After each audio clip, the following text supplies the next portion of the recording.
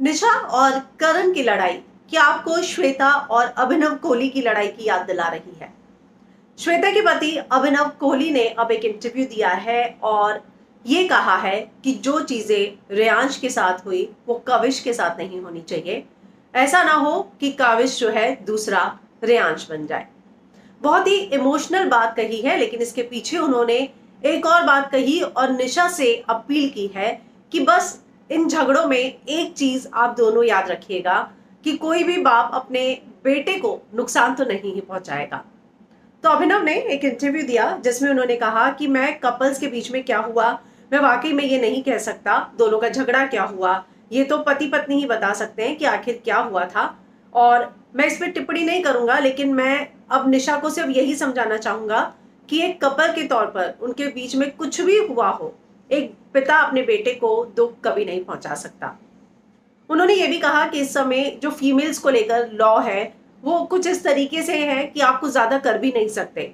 मेरी पत्नी श्वेता तिवारी काम के लिए साउथ अफ्रीका चली गई, उसे बच्चे को देखरेख के लिए पिता के पास देना चाहिए था, एक सर्वेंट उसका ध्यान रख रही है।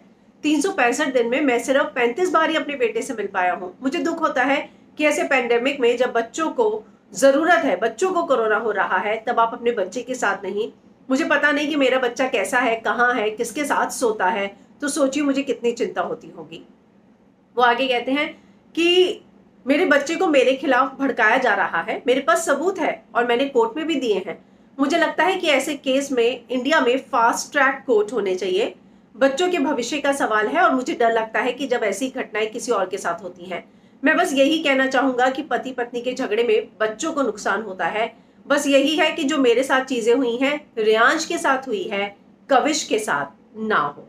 तो उनका ये कहना है कि जब माँ बाप का झगड़ा होता है तो बच्चा सबसे ज्यादा फंसता है। जिस तरीके से रेयांश परेशान हो रहा है, कुछ ऐसी हालत कविश की ना हो। कविश की कस्टडी कौन लेगा?